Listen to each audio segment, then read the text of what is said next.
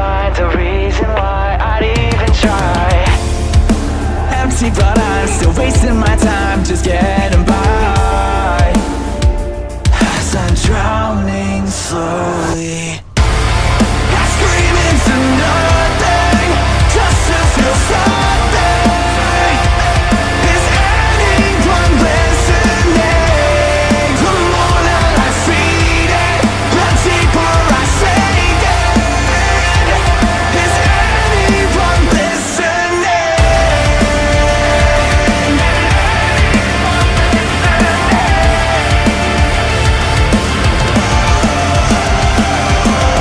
Locked up, I'm a prisoner of my mind, and I'm falling apart, pretending, believing that I know I'm not insane.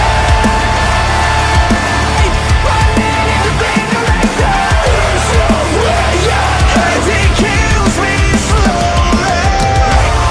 I scream into nothing just to feel something. Is anyone listening? The more that I feed it, the deeper I sink it. Listen for the echo, that's the sign to let go. The echo,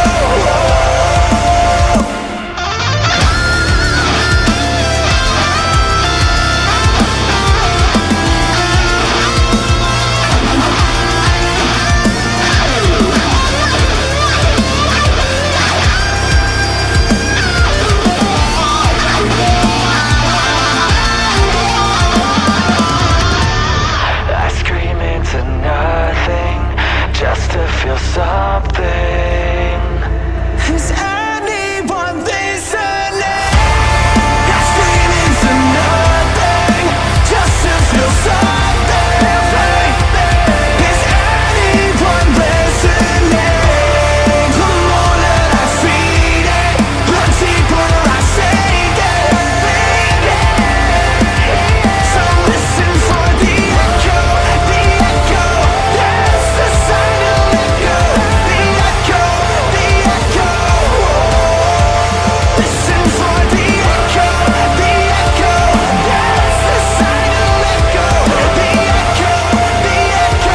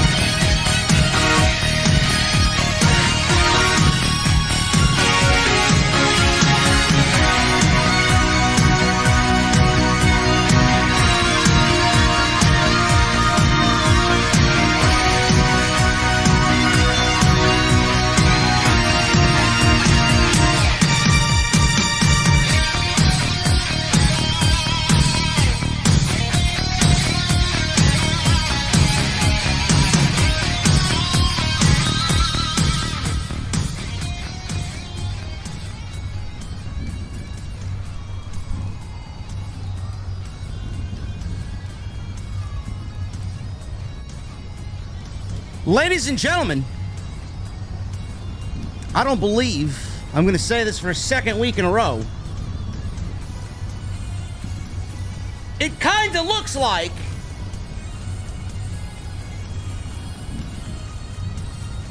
Monday Night Raw may be the best wrestling show of the week in WWE.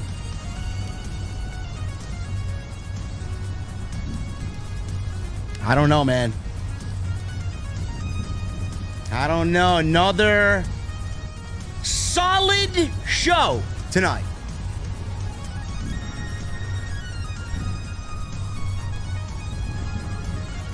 Looks like War Games is set. Even though we're 2 months away from Survivor Series. Now the Judgment Day main event with Sami Zayn and Kevin Owens. Great main event. Which only further pushed War Games in Chicago. Drew McIntyre. The heel turn. He's going beautiful. Slow. Precise. And when it happens, it's going to be great. Tommaso Ciampa is lined up for the Intercontinental title against Gunther. Sign me up. And Bronson Reed slaps meat with Otis. In the ring, of course. Get your mind out of the gutter. And we'll talk Dominik Mysterio, Dragon Lee, and the NXT North American Championship. Ladies and gentlemen, we're going to the OTS venue. It's been raining in New York for the last 3 days. I don't like the rain. But I got my cold beverage, so it really doesn't matter. And when I get there, I'm going to ask you a question. And that question is, what the fuck are you guys drinking? I'll see you over there.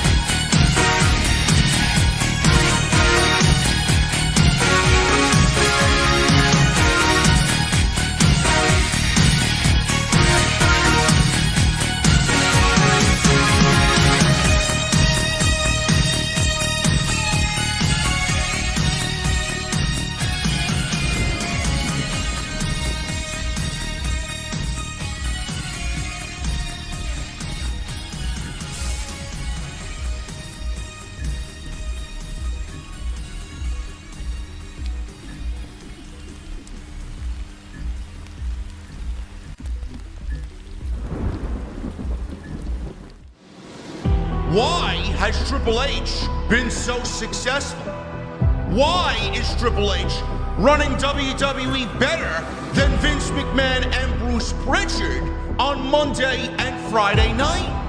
Long-term booking.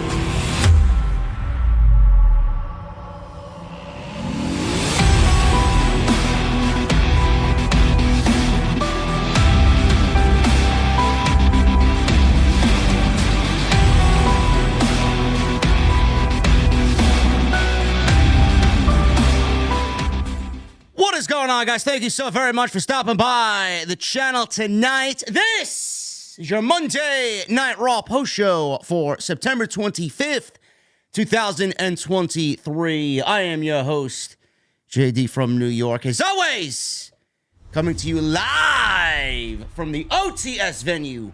Thank you guys so very much for joining me on your Monday nights, wherever you may be. I see some people in the chat already. Oh, how does JD think it's a good show, man? It was a boring show. Well, I'm sorry. You know, you have an opinion, and then I have an opinion. The only difference is I don't give a shit about your opinion. It's my show. Can do and say whatever I want. You don't like it, go take a walk. Monday Night Raw, man. Monday Night Raw. Set it on Twitter or X. I think I'm the only geek still calling it Twitter. It's always going to be Twitter to me. Set it on Twitter that Monday Night Raw, even though at 3 hours, and even though we still get the same Judgment Day main event, I know. Same Judgment Day main event every single week. Monday Night Raw has become, and I don't believe I'm going to say this, hell must have frozen over, but I have to recognize when it's gotten better. Monday Night Raw has become the best WWE weekly program in the company. I know some of you are probably yeah,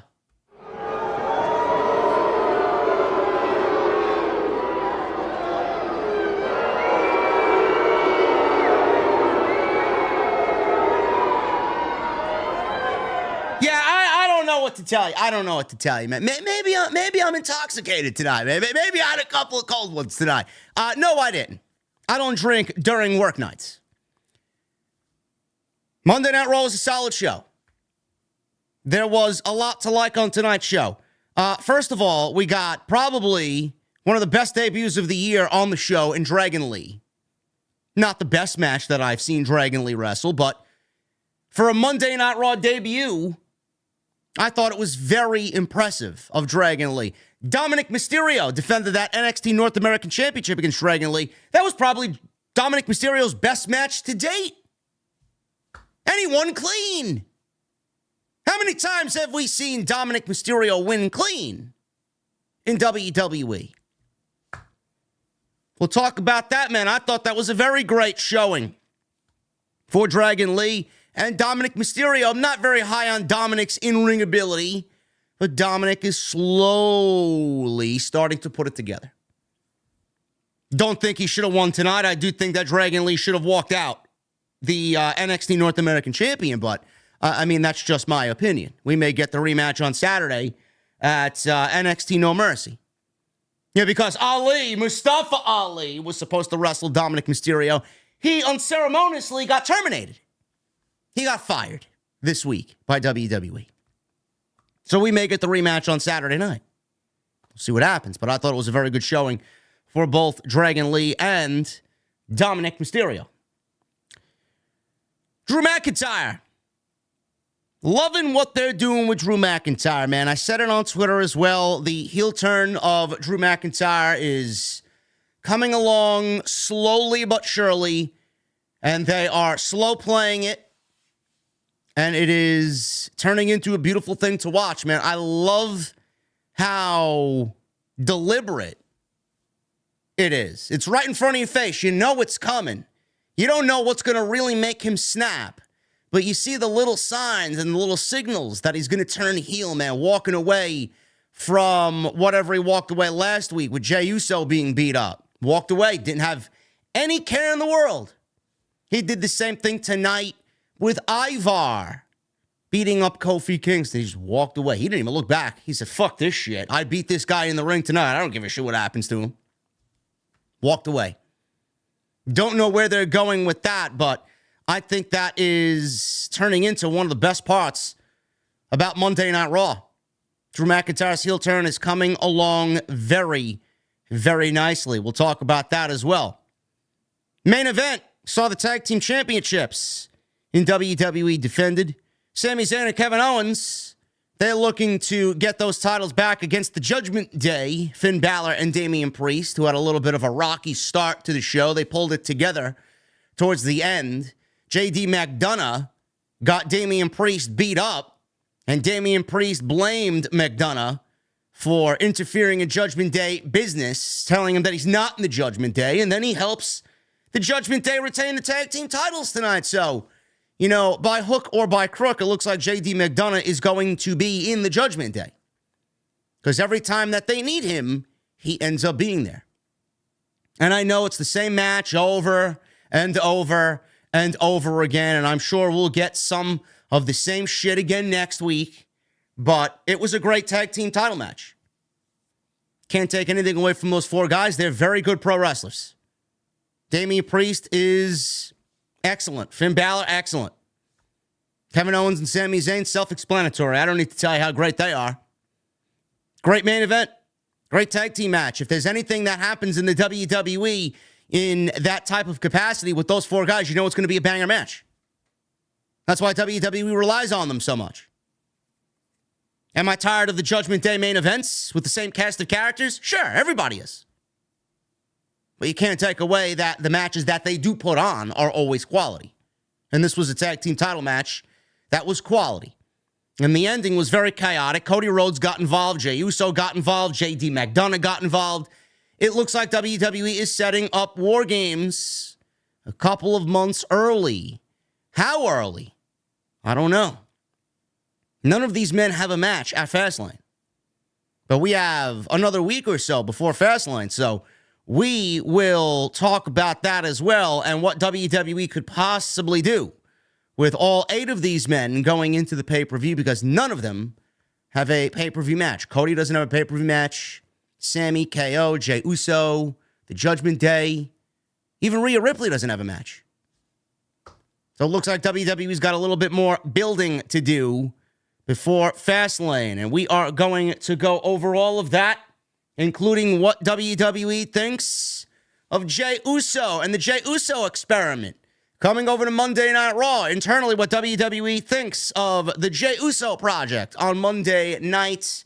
And we will go over all of that and so much more right here on today's show, man. I appreciate you joining me on your Monday nights. It's rainy, it's cold, it's fucking disgusting outside, man. I can't stand it. Can't stand it. Where's the fucking sun? This puts me in a better mood. New York has been ravaged with fucking tropical storm whatever.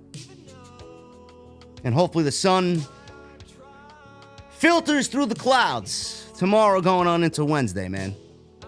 We got a busy week. It's going to be a very busy week, man. Obviously, we're live tonight from Monday Night Raw. Tomorrow night, Andrew Baydala and myself will be live with TNT Tuesday Night Titans, episode number 15. So make sure you guys tune into that. If you are missing anything about TNT, man, you are missing some great wrestling discussion. I've had people reach out to me, I don't like Andrew Baydala. I think he's a WWE shill, man. I'm sorry, that's your fucking problem. If you don't like the show, then you're missing out on some of the best content I put out during the week. Cry me a river. We'll be live on Tuesday. We'll be live on Wednesday with Jesse. Apparently, Jesse wants me to fire him on Wednesday nights, man. He's making fun of my Pokemon card collection. And then he threw me under the bus while Dax Harwood was chewing me out on Twitter over something retarded. He's asking for Larry to be the new co-host on Wednesday nights. I may have to make that work. Now, but Jesse and I will be live on Wednesday. I'm sure there will be a ton of psychology on Wednesday. If there's not psychology on Wednesday or enough of it, man, I may have to dump you.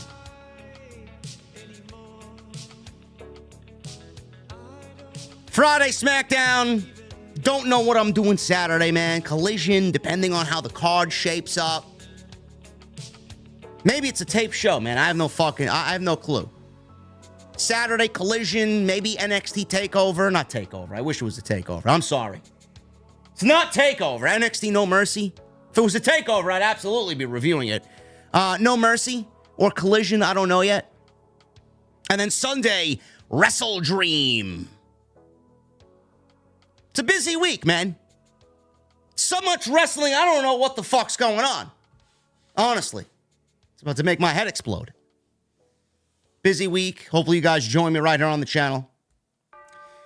Make sure you follow me on social media, man. Twitter, Instagram, TikTok, and Cameo at JDfromNY206. Hit that subscribe button down below. We are 900 away from 150,000 subscribers. It's crazy. You guys are great. So hit that subscribe button. Tell a friend. Tell a Facebook group chat. Whatever you got to do, man. Spread the word. Hit that thumbs up as well. We are looking at 420 likes, man. That's inexcusable. There should be at least double that. I'm looking for 1,000 likes minimum. So hit that thumbs up. Super chats are open. Get them on in. We'll hang out at the end of the show as always. Go check out all the other content on the channel, man. Plenty of it from this past week. was a busy week last week. And then tonight's show is sponsored by my great friends over at Manscaped. Manscaped.com. You guys are going to use that code SCRIPT20 at checkout for 20% off and free, F-R-E-E. You heard me. Free shipping. Manscaped.com, code SCRIPT20 at checkout. I want to thank them for sponsoring the show, as always, right here on OTS. Who better? Nobody. Monday Night Raw, man. Let's start at the top. We start with Cody Rhodes. Oh, my goodness, man. Cody Rhodes. Whoa! Gotta love Cody, man. First thing you see, you got fans singing along to Cody Rhodes. Cody Rhodes, man, nothing more than a theme. Cody, nothing more than a theme, Rhodes. Gotta love him. Show opened up with Cody Rhodes. He came out dressed all nice and dapper. It's Cody Rhodes. Michael Cole and Cody Rhodes hyped up or really gloated that they sold out another show. Great. Everybody's making a big deal about attendance figures lately. WWE sells out every show. AEW can barely fill a fucking arena for pay-per-view on Sunday night. The lowest pay-per-view attendance that AEW has pulled in so far since the pandemic era. What are they doing wrong? I don't know. What is WWE doing right? I don't know. Should be a great show on Sunday, man. I'm looking forward to that Wrestle Dream show. It's a banger card. The card definitely doesn't reflect the amount of seats that have been sold for the show yet. So, Cody Rhodes is in the ring,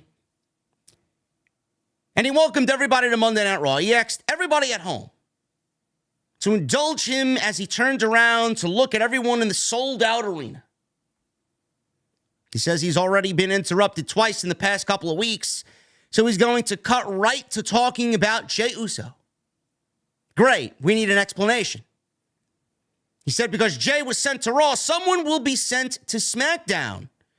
He said many in the Raw locker room are upset with him and think he just should have let Jey sink on SmackDown with the bloodline, but that's not him. It's not what Cody Rhodes does.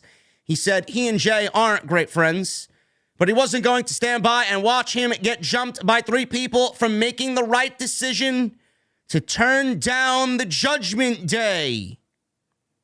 He said they are the most toxic faction in the history of ... And then Judgment Day's music interrupts Cody Rhodes. Now, before I get on to what happened next, he said they're the most toxic faction in the history of WWE. False. You know, there's scripting to sound legit, and there's scripting to sound fucking lame. The Judgment Day is not the most toxic faction in WWE history. Not even close. So why would you go out there and even insinuate that to the live audience? If there's one faction that's been the most toxic in WWE history, it probably, in WWE history, I'm not talking about WCW, I'm not talking about ECW, talking about WWE. That would be D-Generation X. If you want toxicity in WWE, it's probably DX. Judgment Day? No. I'm sorry. That's just fucking stupid. Stupid of Cody Rhodes to even insinuate. Damian Priest, Finn Balor, and Dominik Mysterio walked out. Balor scolded Cody for sticking his nose in their business. Said they offered Jey a chance to join a real family. Cody couldn't help himself, and he had to save the day. He had to turn them down because everything is always about Cody. He snuck in some Spanish in there. I didn't know what he said because I don't speak it. Dom began speaking and was booed very loudly. You heard them physically lower his microphone so that the segment comes off a little bit more produced than normal. If you didn't hear it, if you didn't see it, that's your problem. Dominic gets heat, but they do manufacture how much heat he gets. Just letting you know. Dom said Cody will pay for disrespecting the Judgment Day. Cody leaned in to try to hear Dominic, but the boos were too loud. Cody said since they're all defending their championships, what happens when Rhea Ripley returns and they're all empty-handed? Mommy is not going to be very happy to see them all titleless. Dom told him to leave Mommy's name out of his mouth. Judgment Day began making their way towards the ring. Jey Uso shot up behind Cody to back him up. So clearly, Jey Uso and Cody Rhodes have some sort of mutual agreement here. Fans were chanting for Uso. Judgment Day was still big on the numbers game here. So Sami Zayn and Kevin Owens hopped into the ring. Judgment Day retreated. All of a sudden, JD McDonough walks up the aisleway from Gorilla with 2 steel chairs. And McDonough, Balor, and Dom went to the ring. Priest told them not to. He did not want to get in the ring. So Priest ended up joining the fight. He ended up basically getting his ass handed to him as the other 3 were knocked out of the ring. Jey super kicked Priest and Cody bashed him with a chair. And things were breaking down here in the opening of Raw. Cody didn't really say much of anything. He did insinuate, though, that there's a reason why he brought Jey Uso to Monday Night Raw. And then he follows that up by saying, and he looks into the camera, we aren't in the 3rd inning anymore, boys. That's something that Paul Heyman has stated. That's something that Roman Reigns has stated in regards to the bloodline. Oh, we're only in the 3rd inning. No, we're not. We're not in the 3rd inning. If we're in the 3rd inning, we're going long relief for the bloodline. Starter's been pulled. He's been banged up a little bit. And his ERA is fucking over a 10 for the game. Now we're in long relief. Who are we bringing in to close this thing out? 3rd inning, my ass. We're more like in the 7th inning. We're going into the 7th inning stretch with the bloodline, if I had to make an assumption. Cody mentioned the bloodline tonight. Cody mentioned that we're not in the 3rd inning anymore. And that's the reason why he brought Jey Uso over to Monday Night Raw. So, 2 things have happened here. Number 1, obviously he still has the bloodline and Roman Reigns on his mind and still wants to finish the story by going through Roman Reigns, particularly ending at WrestleMania. That's where Cody's heart really is right there. And that's the only thing that us as the fan base should accept. I see some people online saying that Cody Rhodes should be the one to end Seth Rollins. Or, well, what if he challenges Seth Rollins at WrestleMania and wins the World Heavyweight Championship and that's good enough to finish his story? No. Now, good thing these people aren't booking the fucking show, because that would be awful. Cody's already lost a ton of momentum. You want him to be a 2nd string player here? Give me a break. It's Roman or bust for Cody Rhodes. That's it. I accept nothing else. The other thing that he basically insinuated, without actually saying to us, I wish that he would just blurt it out. He brought Jey Uso to Monday Night Raw. People are upset about that. The locker room are upset with him. And the locker room thought that they should have, or Cody should have, just let Jey Uso sink on SmackDown. So it looks like Cody Rhodes may be the piece that moves over to SmackDown from Monday Night Raw for Jey Uso. That's the only thing that makes sense. That is the only thing that makes sense here. Nobody else makes sense on Monday Night Raw but Cody Rhodes. And they've made that definitive. Now, I don't know when this move happens. I don't know how this move happens. But we are a good 2 months away from Survivor Series. And WWE right now seems to be building for Survivor Series. We got Fastlane, we got Crown Jewel, and then we got Survivor Series in Chicago. It's a long time. It's a long time for Survivor Series to be built up now, going to November. That's a long time, man. 2 months is a long time. What does Cody Rhodes do in between now and Survivor Series? When are they going to announce the move of Cody Rhodes to SmackDown? Because right now he's in the middle of Judgment Day business here. They can't pull him away being that he's in the middle of Judgment Day business to go to SmackDown. What is he going to do on SmackDown when he gets over there? He's got something right now in the Judgment Day with Sami, KO, and Jey Uso. If you take him out of this now and put him on SmackDown, he may actually have less momentum. He'll have nothing to do over there. So what do we do? What do we do? War Games and Survivor Series, if there is a War Games, which I'm assuming there will be, is 2 months away. WWE needs to be very careful about what they do with Cody Rhodes going into Survivor Series. It looks like we will be getting the men's War Games match as follows. Kevin Owens, Sami Zayn, Jey Uso, and Cody Rhodes. Against Judgment Day, it will be JD McDonough, Damian Priest, Dominik Mysterio, and Finn Balor. Sounds like a great War Games match to me. Sounds like it makes sense. Sounds like it's a great closing chapter so that we can move on from all this shit, because it's been the same shit since WrestleMania. Rinse and repeat, rematch after rematch after rematch after rematch. But what do we do at Fastlane? What do we do at Crown Jewel for Cody Rhodes? I don't know. I got Fastlane, but I don't got Crown Jewel. I don't know what we do at Crown Jewel. At Fastlane, I'm looking at either a 6-man tag or an 8-man tag.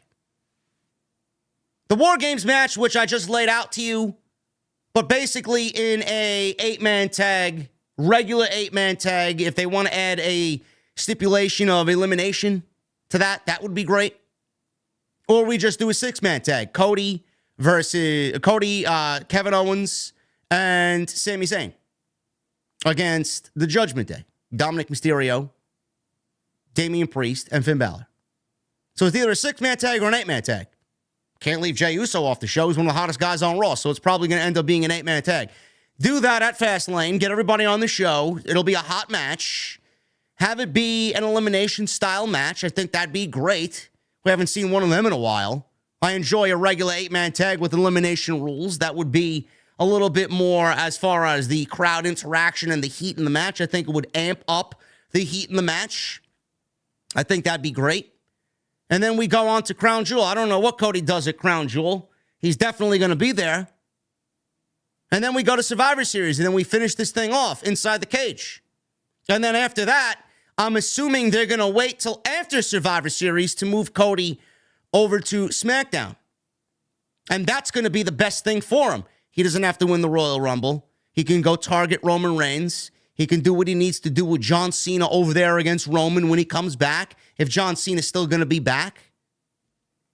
I mean, it works out. It just works out for Cody. Oh, yeah, we got Omos versus Cody. Oh, Jesus fucking Christ. Oh, my goodness. Is that where we're going with this? Or maybe we just do Drew McIntyre. How about that? Everybody's like, oh, my God. Omos attacked Cody Rhodes at a house show. If you guys seen the clip on social media, there was a clip going around on social media where Omos and MVP attacked Cody Rhodes at a WWE house show this past weekend. Now, normally what happens at these house shows, WWE runs a test on these house shows before they bring it to actual television. How about we just do Drew McIntyre versus Cody Rhodes at Crown Jewel? I think that would be a nice setup match there. Because by that time, Drew McIntyre should be fully healed. And if he's upset about what's going on Monday Night Raw, he's got nobody to blame but Cody. Because Cody brought Jey Uso over here, and he doesn't trust Jey Uso after what Jey Uso and the Bloodline did to him at Clash at the Castle. I mean, that's the way I'd go. That's the way I'd go with it. But Omos, no. That's all you need. That's all I need to pinpoint who's in charge here. Cody versus Omos? And there are people out there that are actually agreeing with this match taking place. There was people in my mentions on Sunday. Oh, Omos. Oh, yeah, there's nothing wrong with Omos putting Cody Rhodes over. There's nothing wrong with WWE building up Omos. The fuck are you talking about? Omos hasn't been on television since WrestleMania. Who is he building up? And why do you choose to build him up when he's been off television since April? This is the amount of stupidity that dwells on Twitter. Omos shouldn't be on television. He's been on television how many times this year? A handful of times. I can't even count on one hand how many times he's been on television. He showed up at WrestleMania to wrestle Lesnar, and he was in the Royal Rumble. Why isn't he on television? Because he's absolutely fucking useless. That's why. So Cody and Omos. Oh, Cody needs adversity, pal.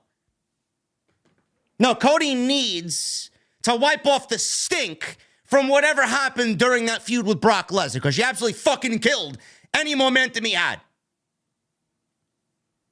You break.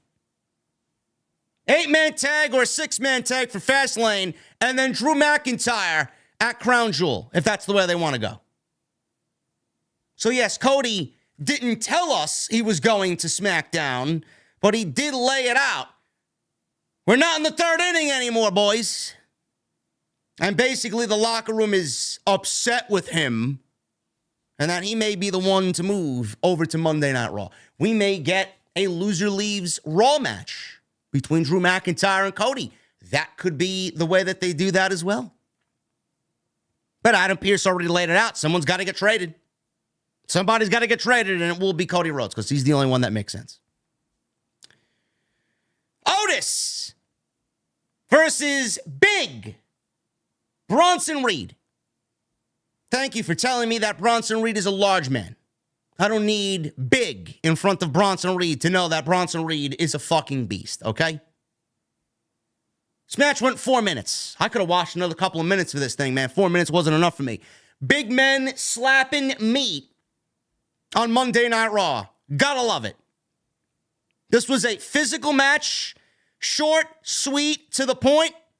And I don't know when you guys are going to get on the Bronson Reed bandwagon, bro. Bronson Reed is fucking great.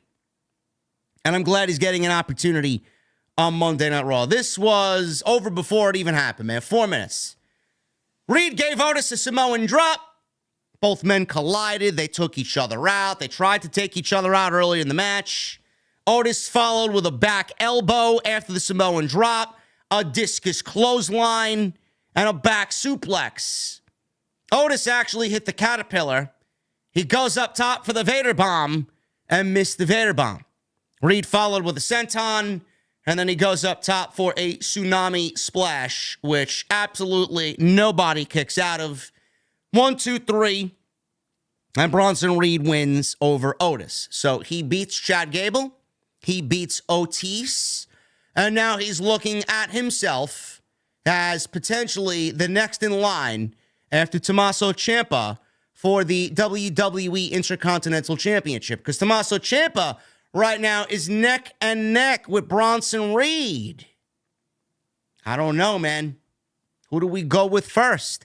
See, I like this, man. This is another one of those things. Oh, well, why does JD think Monday Night Raw is such a good show, man? Well, listen. We got Bronson Reed on one side beating both Chad Gable and Otis to get wins. And then we got Tommaso Ciampa on the other side. He beat Vinci and Kaiser the last 2 weeks to get wins. So now if I'm Triple H or whoever's in charge of this show, I'm putting Tommaso Ciampa in the ring with Bronson Reed because both guys have now accumulated multiple wins, and the winner of that match should go on to wrestle Gunther for the Intercontinental Championship. But I think what they're going to do here, instead of doing something like that, because they have 2 pay-per-views coming up in the next month or so, WWE's going to do both of them. He's going to do, Triple H that is, he's going to do Tommaso Ciampa versus Gunther at Fastlane, and then he's going to do Bronson Reed versus Gunther at Crown Jewel. And at that point, then we get to Chad Gable, where I already pitched Chad Gable versus Gunther in a 30-minute Iron Man match at Survivor Series in Chicago. And that's where Chad Gable wins the Intercontinental Championship. And then Gunther could go on and prep himself for the Royal Rumble because that's the man that should win the Royal Rumble. And then go on to challenge Seth Rollins at WrestleMania for the World's Heavyweight Championship, man. Why is this shit so easy for me, man? It just flows off my tongue. Why is this so easy for me? I mean, why ain't I writing for WWE and sitting at the fucking creative table pitching these ideas, man? They got fucking four-eyed geeks over there. We gotta look at Vince and think what he wants, man. I don't know. I like Bronson Reed. I think Bronson Reed should be a little bit more of a priority on Monday night. I think he's great. He's got the size. He moves well in the ring. He's fucking believable. This was a very good match with Otis, man. Wins off the tsunami in 4 minutes.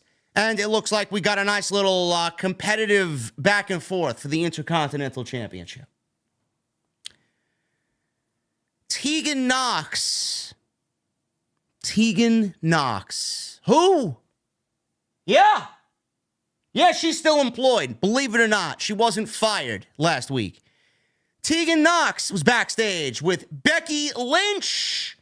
Becky Lynch was rubbing her precious, my little house. Rubbing her title belt, the NXT Women's Championship, washing it down, polishing it, right? Tegan Nox was backstage with Becky Lynch. Becky asked Tegan why she was waiting at the curtain last week, yet she let Natalya pass her by.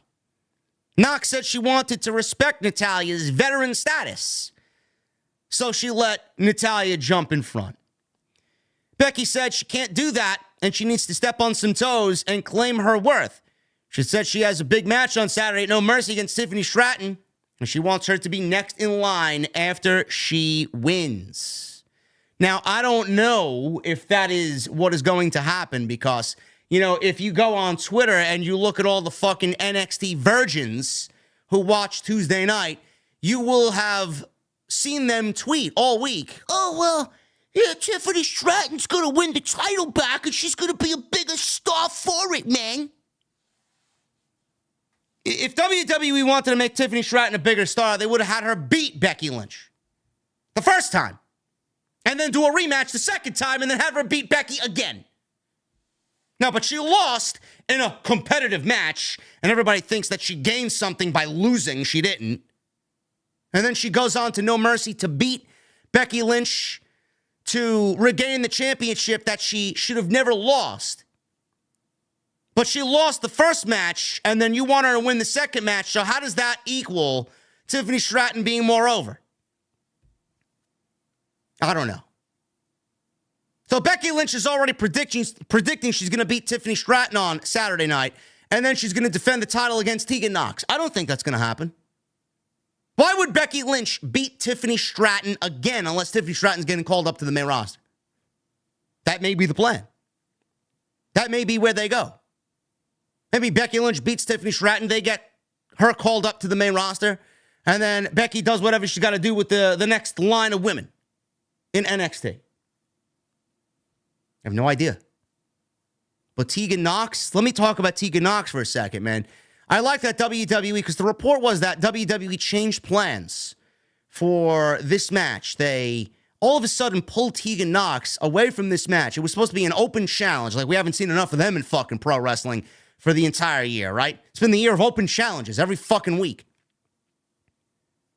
It was supposed to be Becky Lynch and Tegan Nox last week in an open challenge for the NXT Women's Championship. Somebody, Vince, excuse me, changed the script last minute, and Tegan Nox was pulled and then inserted Natalya into this open challenge. Now, Becky Lynch said last week, well, I expected somebody new, young, and fresh who hasn't had an opportunity to step up, yet you're here, and all you've been given is opportunities. So Natalya lost. This week, Becky brought that up, what was supposed to happen last week. So that was pretty cool that they mentioned that Tegan Nox should have been the one to step up. The reports said she was. And Becky Lynch had promised her a championship match if she wants it. After I get done with Tiffany Stratton, we'll see. She's the next in line. So Tegan Nox and the story of Tegan Nox was brought up last week, this week. I thought that was pretty cool. But Tegan Nox, man, she went on to wrestle tonight against Natalya, and that was later on in the show. But the thing with Tegan Nox is, I'm glad she's getting an opportunity, for so long, it's almost as if the WWE forgot she existed. I don't know where she was or what she's been doing. But now she's on TV this week in a match against Natalya. She looked good tonight. We'll get there and talk about it when we get to that part of the show. But the reason why Tegan Nox hasn't been featured is because, A, Vince McMahon has a say on what happens on these shows, and B, I know that the company knows that she's injury prone. And it's always one injury away with Tegan Nox. I mean, she's had how many knee injuries? So to put trust in her, to put her on television and have her remain healthy, that's a tall task. She's relatable. She's likable. She's good. She's got everything you need for somebody that could be a breakout star in that division. The management and the injury-prone status of Tegan Nox are the things that are going to hold her back. But I like that they brought this up. I thought that was pretty cool. Tegan Nox then approached Adam Pearce backstage and asked if she could face the winner of the Backlash or the No Mercy match, whatever the case may be. Backlash, No Mercy, whatever. No Mercy. Natalya walked in and said she wanted a rematch against Becky or whoever wins that match. Tegan says she has a lot of respect for her, but she got an opportunity last week and lost. Natalya accused Tegan of not having passion. Tegan lashed out and said she never got the chances that Natty got. They argued until Pearce put them in a match together. He suggested they wrestle each other and the winner will have earned the match that they want. There you go. There you go.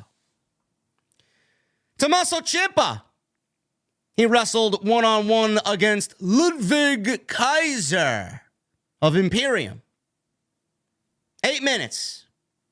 Ciampa's been going at it with Imperium.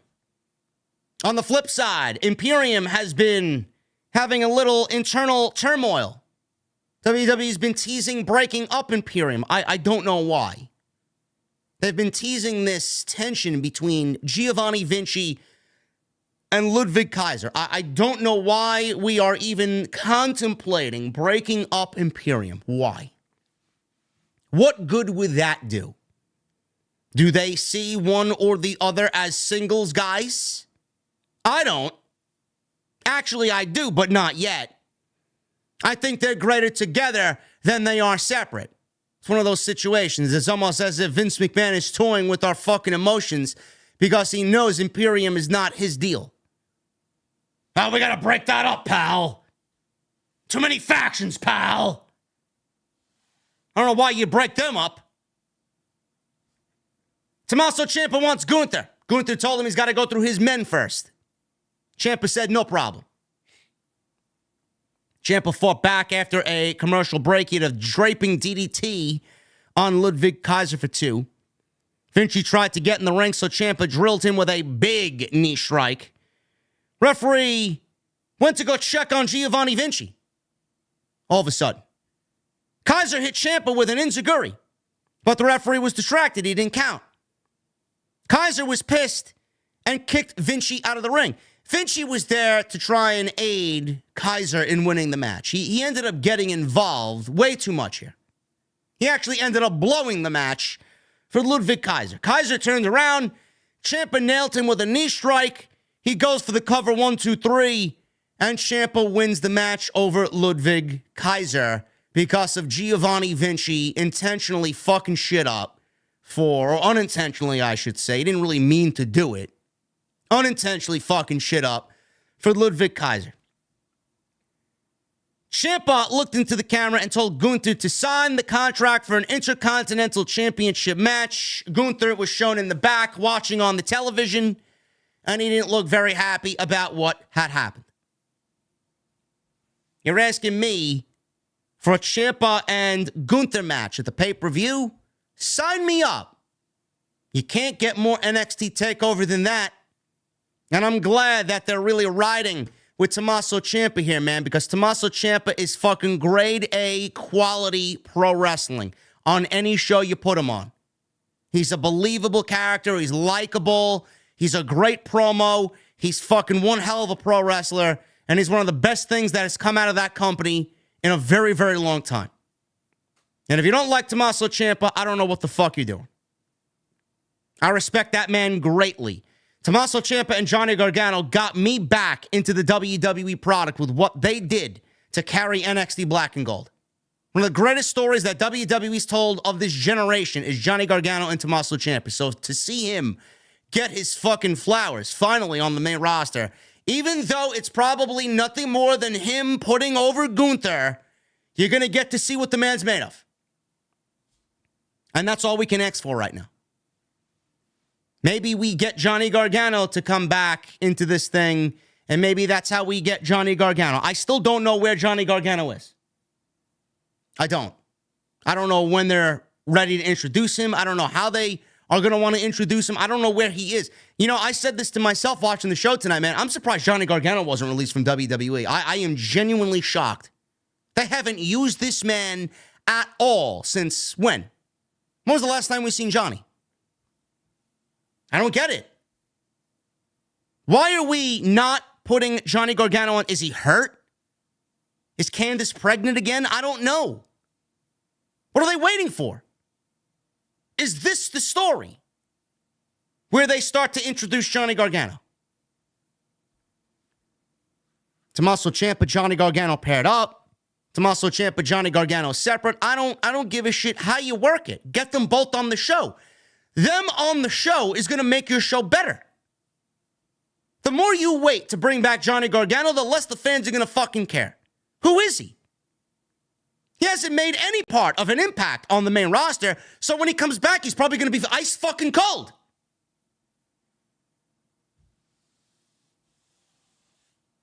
Ridiculous. But if this leads to DIY versus Imperium, again, sign me up.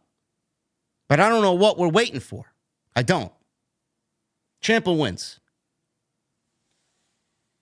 Becky Lynch joined on commentary for the next match, which is basically Tegan Nox and Natalya. This match went 2 minutes. 2 minutes. Tegan Nox and Natalya went 2 minutes, man. Who's in charge tonight? 2-minute women's matches. Natalya, she had a great match with Becky Lynch last week. It was fine. Natalya is always a quality pro wrestler. She's boring. Quality pro wrestler. Becky was on commentary. She was talking about beating everybody in the division. And I think Barrett asked Lynch if she was offering chances to the mid-card wrestlers because she was trying to avoid the veteran wrestlers. And Becky Lynch responded by saying she's already beaten all the veteran wrestlers. What are you talking about? Oh, yeah, so let's bury all the up-and-comers now. Great. Thanks, Becky. 2 minutes. Tegan Nox beats Natalya. Natalya blocked a Shining Wizard and hit a sit-out powerbomb for a 2. Nox blocked a sharpshooter. And all of a sudden, she wins with the world's shiniest wizard, which is her finishing move, Tegan Nox, for 1, 2, 3. Crowd was into it. Crowd was into Tegan Nox. They were chanting, "Let's go Tegan," at one point, man. I don't know. Southern California was big on pro wrestling tonight. They knew who Champa was. They knew who Tegan Nox was. Great. Let's start building some new faces on the fucking show. It's exactly what this show needed. Tegan Nox has all the capabilities in the world if you get behind her to be a star in the division. She's likable. She is very relatable. She's injury prone, though. She's very good in the ring. WWE should already have the ball rolling on Tegan Nox. How long did we have to wait to get some new fucking faces on this show? They called her up since when? It's like they wasted 2 years of her life on the main roster. Now she's finally getting an opportunity because Becky Lynch now needs opponents. Couldn't do this while Becky wasn't the champion. Now we're getting these matches and these opportunities because Becky Lynch is NXT Women's Champion. We couldn't do this when Becky was not the champion. Telling you, WWE's got some fucking disease. They don't know how to book Becky Lynch unless she's in a championship program or a champion. It's fucking disgusting. Tegan Nox wins. Damian Priest, he was pissed off. He was pissed off about what had happened in the open of the show. Priest got in McDonough's face, yelled at him, Tell him that he's not going to be in the Judgment Day. You're not in the Judgment Day. You're not going to be in the Judgment Day. He said because of McDonough, he took a beating because of JD. He told him to get out.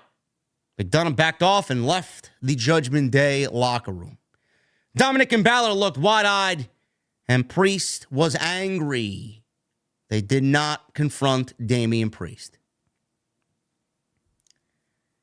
Seth Rollins made his way out to the ring, and I don't know what the fuck he was wearing. I mean, I don't know what he was wearing, man. It looked like he had a big red trash bag over his body. Seth Rollins. How are you guys enjoying Seth Rollins, man? I don't know. I just don't care. I don't care. I don't care about Rollins as champ. I don't care about this feud with Nakamura. I don't care about anything regarding Seth Rollins as much as I did earlier in the year. It's always the same thing with Seth Rollins. Always. And I'm not the only one that feels this way. Every time Seth is chasing for a championship, everything seems to be smooth sailing. It works. Fans are behind him. Not to say the fans aren't behind him now, but the presentation of Rollins is vastly different. When he's in chase mode, he's not that bad. But when he's actually the man and at the top of the fucking mountain, everything that he's in just seems to fall flat and feels dull. I don't know. Or maybe, how about this one? How about this one for all the fucking geeks in the back that say I complain about everything? His one. You know, that I don't like anything. His one for you. How about Seth Rollins is champion and all you did was fucking harp and overexpose his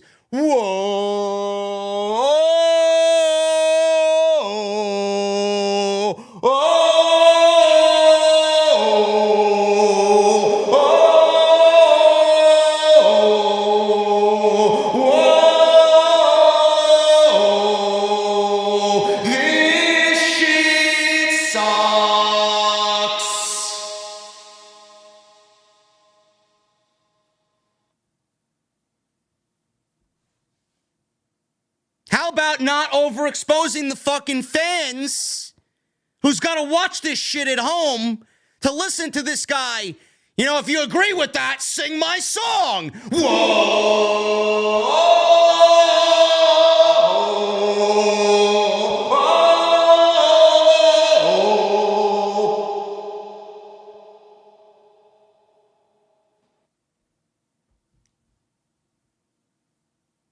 You know, there's something called burnout. We're burned out of Seth Rollins. You know, it was cool the first 2 weeks you did it. And I'm speaking genuinely. This is how I feel. You know, I've felt this way for a while, but I'm telling you exactly what the fuck it is. This is genuine Seth Rollins burnout. It was cool for the first 2 weeks, and then after that, WWE's got to do it 2 times per show, 3 times per show. Now it's 3 times per fucking segment. It's his whole fucking gimmick.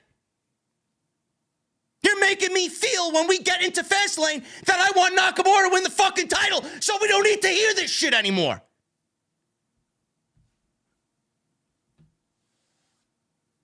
He built his entire gimmick off of people chanting his theme song. And then when you go on social media and you wonder why people don't like Seth Rollins anymore, well, how about you fucking overexpose the fuck out of him?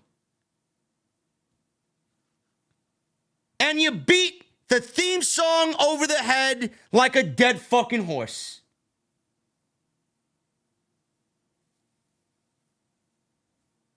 Soon as Rollins loses the championship, this is the last world title reign that he will have in the company. This is it. This is his last reign ever. He's clearly a great wrestler. We know he's a great wrestler. I don't have a problem with what he delivers in the ring, but he doesn't cut it when he's the champion. Everything feels second best. Everything feels second place. He's not even the best champion on his fucking show. Gunther's the main guy on that show. Gunther's holding the more important title on the fucking show, not Seth Rollins. Seth Rollins, everybody wants to cry. Seth Rollins is the number 2 champion in the company. He's not even the number 2. He's the number 2 champion on his fucking brand. Not even fucking number 2 in the company. As far as I'm concerned, Gunther's the greatest champion in the fucking company. Roman doesn't want to show up to work. He's off the fucking remote island somewhere drinking a goddamn cold beverage from a coconut.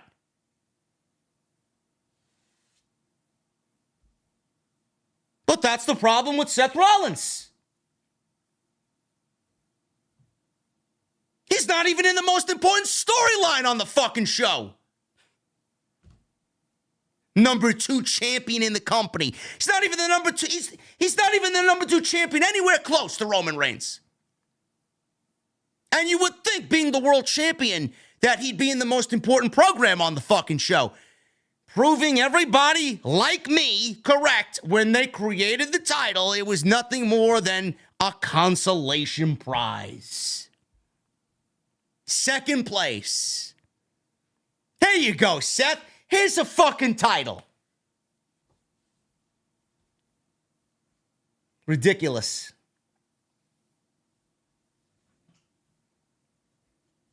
Stood in the middle of the ring. He welcomed everybody to Monday Night Rollins. Sure. He asked them to play a little game. He says if they're all sick, as he is over Shinsuke Nakamura ducking him, sing his song. So they sang his song. Nakamura, he's been playing games, and the time for games is over, says Seth Rollins. He said he wants the answer tonight. He said if he doesn't accept his challenge for a rematch, he's pulling the opportunity and moving on. He said there are a million willing talents in that locker room. The floor is yours, he said. Nakamura appeared on the big screen and said Seth has many demands and said no wonder your body fails you. He said his daughter will be ashamed to look at him. He said this will be Seth's last chance to be called champion and to hear fans sing his song. He said he will stand tall with the championship. Yes, I accept your challenge for Fastlane. Last man standing. Seth paused, and he described the last man standing match. Thanks, Seth. Like we don't know what a last man standing match is. He said 2 men walk in and only 1 man walks out. He laughed. He accepted the challenge. He said Nakamura played it perfectly. Said he got the match he wanted on his terms. He says he has made one critical error, though. Said Nakamura thinks he can exploit his weakness and beat him so badly that his daughter will be ashamed to look at him. I think the fans on social media are ashamed to even look at him. Never mind his fucking daughter. Says his broken back isn't a weakness. He said for him it's actually a strength. He said the only reason his family would be ashamed of him is if he doesn't give it everything he's got. He says he knows that every time he steps into the ring, he knows it could be the last time. He says he never gives it less than 100%. He says his 100% makes him the best in the world. Not even close. He held up the World Heavyweight title. He said no one will walk out of the match. He said the one that will walk out of the match will be a visionary and a revolutionary. And the fans chanted Seth freaking Rollins. You know, when Rollins is serious, he's not bad. But when he's gotten, he's gotten terrible and nauseating when he's got fans singing his fucking song every segment. The ending of this promo wasn't bad. It's the overabundance of just letting the fans hijack the segment with singing the goddamn song, which is a little it was cool in the first 2 weeks. Now it's just outdated and overplayed. And WWE doesn't seem to give a shit. Because the fans enjoy it and it's a great live fan experience. Meanwhile, it's over. Like, it's not cool anymore. The more you do something, the less cool it will be. Like, if I had pizza 7 days in a fucking row, that's a terrible example. I could eat pizza every day. If I had a hamburger every fucking night, I wouldn't be a lover of hamburgers. If I had grilled cheese every fucking night, 7 days a week, I wouldn't want grilled cheese anymore. Stop! If I drank beer every fucking, or if I had an old-fashioned every fucking day, I'd probably get bored of old-fashions. Now I drink maybe once every 3, 4, 5 weeks. Sometimes I go 2 months, 3 months without drinking a fucking drop of alcohol, being that I'm in the gym now. But when I drink something and I have it happen, over a nice stretch of time, or I eat something over a nice stretch of time, I have something and I don't have it again for 2 months, it tastes a lot better. It's like, oh man, this is great. How many times as fans can we sit there every fucking week? Whoa. I mean, give me a break. Yes, I could have pizza 7 days in a row. If you ask me to have pizza every night of the week, I would not complain. Not complain. Jackie Redmond interviewed Ricochet backstage. He was on crutches. I don't know if he's legitimately hurt. I think he's just kayfabing here. She asked for an update on when he'll be cleared to wrestle again. Ricochet said he will return and it'll take more than what happened last week to hold him down. He said whether Nakamura walks out with the title or not, he has unfinished business with Shinsuke Nakamura. They made this match a last man standing match. Now, the way that I look at it is, how could Nakamura lose, right? If Nakamura loses this match 2 pay-per-views in a row, it would have been a loss to Seth Rollins. This is the new presentation of Shinsuke Nakamura. You would think that he has to win to really, keep that momentum going for this heel turn. But WWE, they gave you a stipulation, last man standing match. Ricochet may poke his nose into Nakamura's business at Fastlane and have Ricochet cost Nakamura the match, which would give them an easy out for Nakamura to not lose clean to Seth Rollins. I mean, that's just the easy way to look at it. Because if Rollins beats Nakamura with absolutely no bullshit, no smoke and mirrors, or no interference, I mean, what are we doing with Nakamura? Nakamura's basically dead to rights. This heel turn will be a fucking failure, and goodbye. Nobody's going to take him seriously after that. So they gave you a stipulation because it's an easy in to something happening that would cost Nakamura the match and don't have him to lose clean. Again, at the end of the day, Rollins winning the match and retaining the championship, I can't wait till we get to WrestleMania season, because when we do, we can start talking about, Gunther winning the Royal Rumble, taking that belt from Seth Rollins, and Rollins can go get his back surgery and he can be off TV for 9 months or so. And I think the fans at that point, absence will make the heart grow fonder type of deal. And Gunther will reign as the champion, which will be a glorious day in WWE. Michael Cole. He interviewed Nia Jax. Out of all the people that got fired, Nia Jax was brought back to the WWE. Imagine that. Imagine that. What an addition to the women's division, huh? Nia Jax is in the ring with Michael Cole. She said she is the baddest person in WWE. She's the baddest person in WWE? The baddest woman in WWE. Or the baddest... I don't know. What did she mean by that? Baddest person? Is that her nickname, man? The baddest person in WWE, Nia Jax? Who were just taking Ronda Rousey's shtick and making it less cool, huh? That's great. She was booed. Zoe Stark charged into the ring and dared Nia Jax to do something to her face. Nia Jax shoved her down. Zoe Stark leapt and went after Jax. And we got an impromptu match here with Zoe Starks and Nia Jax. Nia Jax wins in 3 minutes. Jax buried Zoe Stark in 3 minutes. Stark lifted Jax onto her shoulders at one point in the match. Almost got Nia Jax up. Quite the impressive feat. Something that I think couldn't have been done. But she tried, and she failed. Nia Jax squashed her like a fucking pancake at Denny's. Landed right on top of her. Jax then drags her to the apron and leg dropped Zoe Stark on the ring apron. My hole, Nia Jax.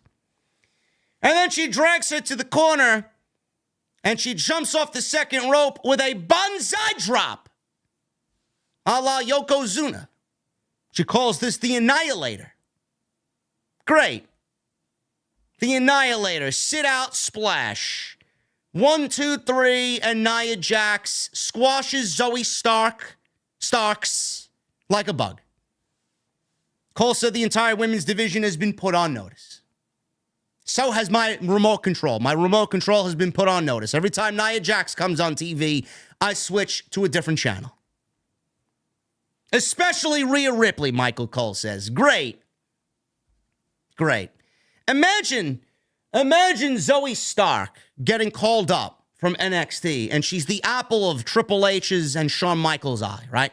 She's one of the brightest women to come out of NXT in a long time, and she's got the management team solely behind her, and everybody loves her.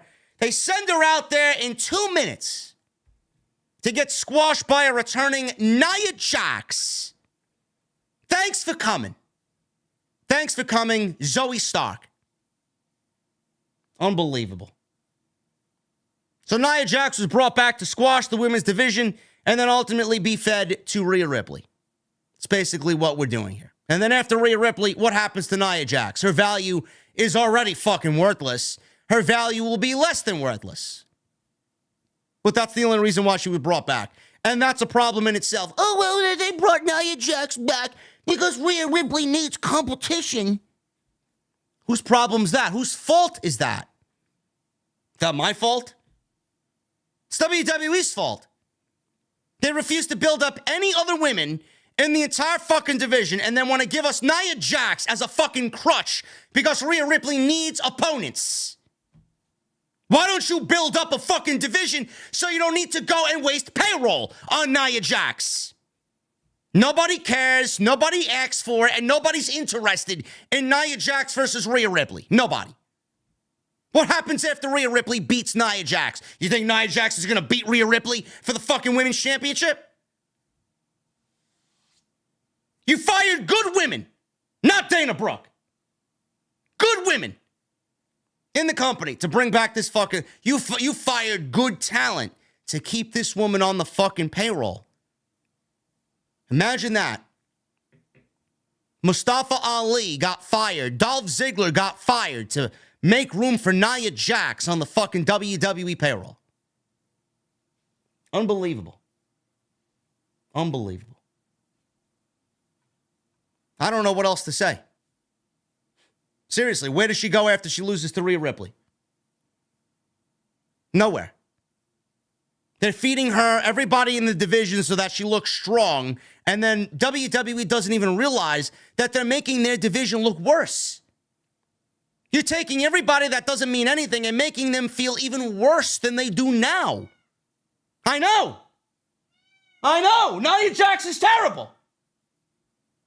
I don't believe what they're doing to this. See, even Bacardi doesn't like Nia Jax and agrees with everything that I'm saying. Kayla Braxton, who's backstage, or not Kayla Braxton, Byron Saxton. I was thinking of Kayla Braxton. She got chewed out on social media today. Seriously, who's that? Who's Logan Paul boxing? Dylan Dennis? Oh, she got fucking absolutely demolished on social media today. Byron Saxton interviewed Jey Uso. He asked, can you tell me why you chose not to join Judgment Day? Jey said, no group, Sax. No group, Sax. Sounded like he said no group sex. No group, Sax. But he said Sami is still his dog. He says his beef with KO is what it is. He says he's keeping a close eye on the Judgment Day Oos if they act up tonight. Miz TV. He had his guest as Drew McIntyre. Drew made his way down the aisle, and he was a guest on Miz TV here. So hopefully we would get some answers as to why Drew is acting like a scumbag, which I don't mind. I think scumbag Drew is a good look.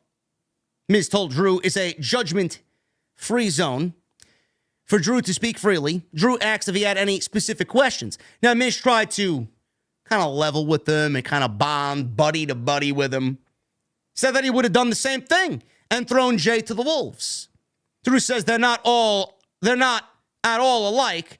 Miz says they both know what it's like to be the backbone of the company and to be champion only to lose it.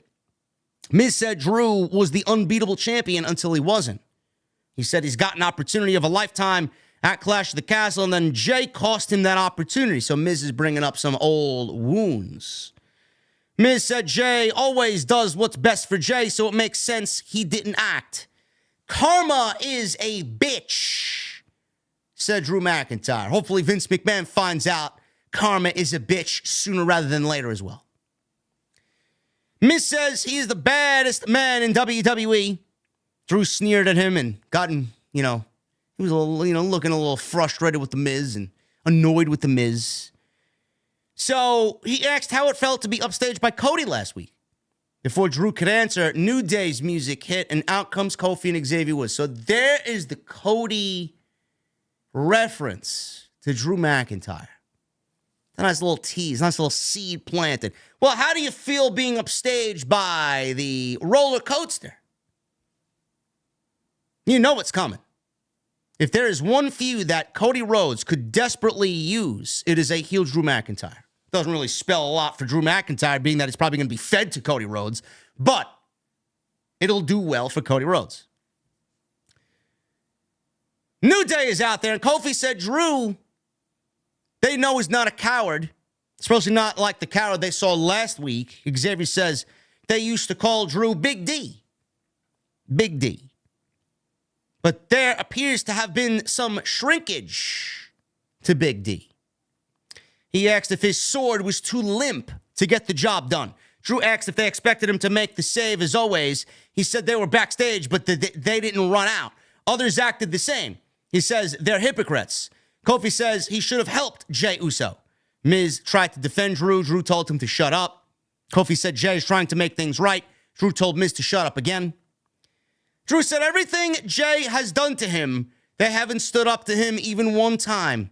Kofi says they used to think Drew always did what's right, and they respected him for it. Drew kept telling the Miz to shut up. So Miz did his whole, when my hand goes up, your mouth goes shut. So Drew McIntyre shut him up and headbutted him out.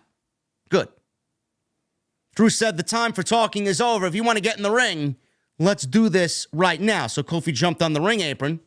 And we got another impromptu match. Drew McIntyre versus Kofi Kingston.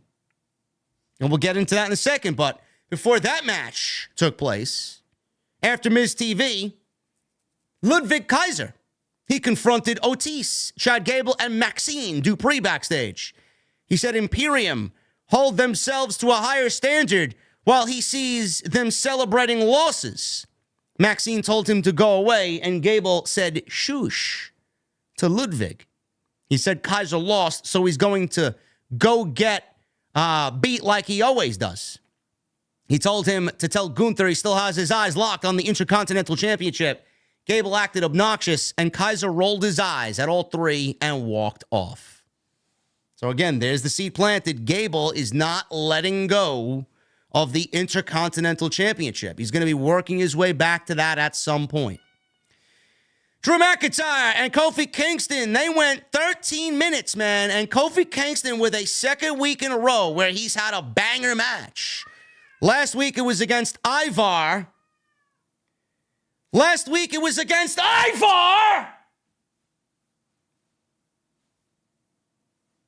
week it was against Drew McIntyre. So I don't know where this Kofi Kingston is churning out banger matches on Raw is coming from, but I don't mind it. I don't mind it at all. But in the end, Drew McIntyre took out Kofi Kingston, and it was not really a clean victory. Kingston was on offense. And McIntyre regained control after a commercial break. And McIntyre hit an overhead suplex, a neck breaker on Kofi Kingston. Blocked the DDT, hit a famouser. I don't know if that was a nod to Dolph Ziggler or not, because Dolph and Kofi have quite the history. McIntyre avoided a Trouble in Paradise, hit a Future Shock DDT for a near fall. McIntyre dropped Kingston with consecutive hard chops. Kingston countered a clothesline, hit a suicide dive. And McIntyre fought back and gave Kingston a reverse Alabama slam onto the apron, which looked fucking vicious. Kingston ducked a Claymore kick in the ring and hit an SOS for a 2 count. My feelings on Kofi's SOS, I haven't really brought this up, but every time I look at the SOS, man, the SOS is a terrible move. The SOS is so fucking weak. It really is. I don't even know why it's a part of his arsenal anymore. It just looks sloppy. It looks unimpressive. It looks very weak. I don't know why we're doing such a move that has no impact whatsoever. He should totally take that move out of his arsenal. It looks awful. So both guys are down. Ivar ran down and took out Xavier Woods. Ivar squashed him against the LED barricade that's sitting in the aisleway. And Kingston got to his feet. He made his way over to the ropes to look at what was going on with Ivar and Xavier Woods. He turns around. Drew McIntyre's got a nice Claymore kick waiting for him. 1, 2, 3, and Drew McIntyre beats Kofi Kingston. Not clean, thanks to the assist by Ivar. Ivar and Valhalla hit the ring. They attack Kofi Kingston. McIntyre walked away. This time, he did not even look back at what was going on as Kofi Kingston was being demolished by Ivar. Ivar laid out Kingston, goes to the top, and hits a fucking devastating moonsault off the top on Kofi Kingston. And that was basically it. So obviously, we're waiting for Eric of the Viking Raiders to get back. And we're going to continue the Viking Raiders versus the New Day feud, which I don't really mind at this point because, I mean, it seems like it's got some heat. I don't know why they're feuding, but the Viking Raiders can do whatever the fuck they want, man. They're Vikings. If they have a problem with you, they're going to take you out. But McIntyre continues to walk away, and he's not giving a shit, man. Slowly but surely. Last week, he looked back at Jey Uso. Should I go? He walked away, and then he looked back again. Should I go? Cody Rhodes ran out and brushed by Drew McIntyre. This week, Kofi Kingston got beat up, and Drew McIntyre did not look back at all, man. The zero fucks that Drew McIntyre is giving everybody is a beautiful thing, man. They are playing out his heel turn perfectly on Monday night. It's taking its time. It's slowly being built. I like the little instances where he's kind of, there's layers to it every single week. I think this is going to be a good thing for Drew McIntyre, man. Really good stuff there. And he beats Kofi Kingston tonight on Monday Night Raw. Gunther's in the back. He confronted Kaiser. He says it was ridiculous what happened earlier. Kaiser blamed Vinci for his loss. Gunther said, listen, you messed up. And from now on, Vinci is your responsibility. He says if either of them messes up, he'll have an issue with Kaiser. Gunther said he'd take care of his responsibility in the meantime as Intercontinental Champion. And I will do so by beating Tommaso Ciampa by myself. Kaiser gave Vinci a dirty look after Gunther walked away. I don't like this teasing of Imperium breaking up. I don't like this tension between Kaiser and Vinci. I don't. Imperium, it don't even feel like Imperium. It just feels like Gunther and two fucking bums. That's what it feels like. Imperium was not like this on NXT. Imperium was actually, they all complemented each other. Feels like Imperium is not really Imperium the last month or so, month and a half. It's like they send Kaiser out there to lose. He'll get a win every now and then, but most of the time he loses. Vinci loses. Tag team match together, they lose. Why are we destroying any credibility that Imperium may have developed here? Don't really get it. Who wants to see them break up? I don't. Pound for pound, they're probably the best tag team in the fucking company when they're together. When they actually are able to go out there and wrestle, they are probably the best in-ring tag team in the entire company. And yet, here we have teases of them breaking up. Kaiser's upset with Vinci, and Vinci's upset with Kaiser. Who asked for this? The old man asked for this. That's who asked for it. I gotta get something on this show, pal. Yeah, but you gotta break them up?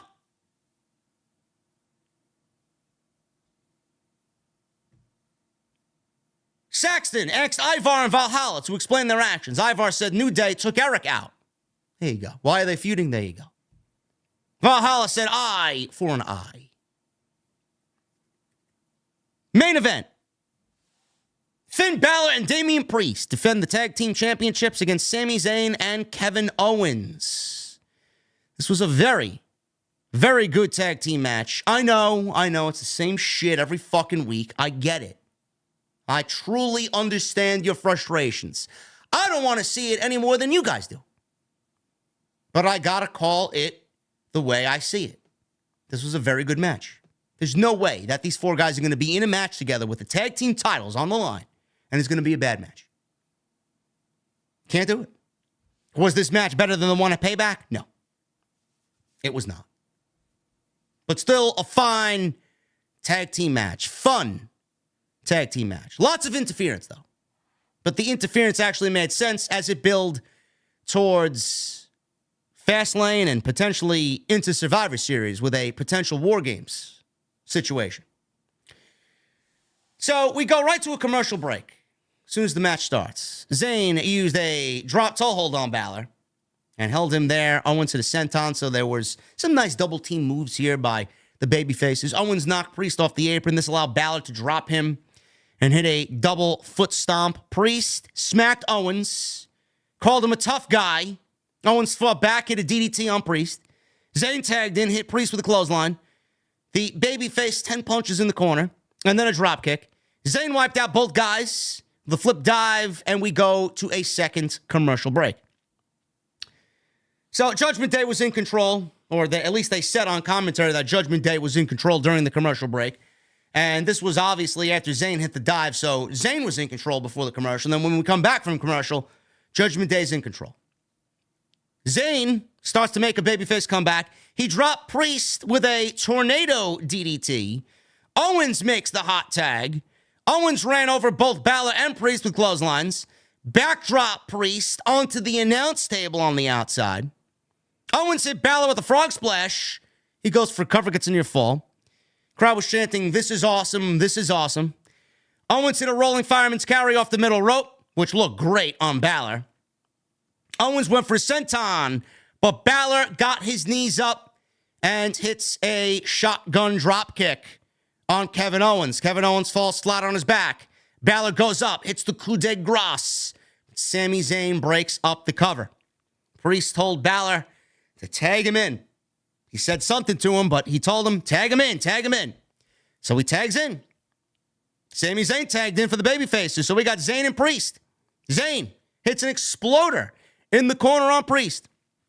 All of a sudden, Dominic ran out and jumped on the ring apron and distracted Sami Zayn. Zayn avoided a razor's edge. He slips down, hits a blue thunder bomb on Damian Priest. Balor broke up the cover. Owens tackled Balor, which distracted the referee long enough for Dom to take Zayn and drape him over the top turnbuckle or the top rope. Priest hit a flatliner for a near fall. Jey Uso ran out. He takes care of Dom. JD McDonough runs out. He showed up, attacked Jey. Dom and McDonough teaming up on Jey and Rhodes. Rhodes ran right through the ring and wiped out McDonough with a suicide dive. Rhodes and Jey took out Dom until officials came down and broke it up. Owens gave Balor a stunner. Zayn hit Priest with a haluva kick. You would think the babyfaces were going to regain the tag team titles. Zayn, before he can make the cover, McDonough hit Zayn with the title belt. The referee was distracted again by God knows what. I don't know what the fuck he was distracted by. You got every fucking official from the back, and the referee's, what's going out there, guys? What's going on? Stupid, stupid, stupid.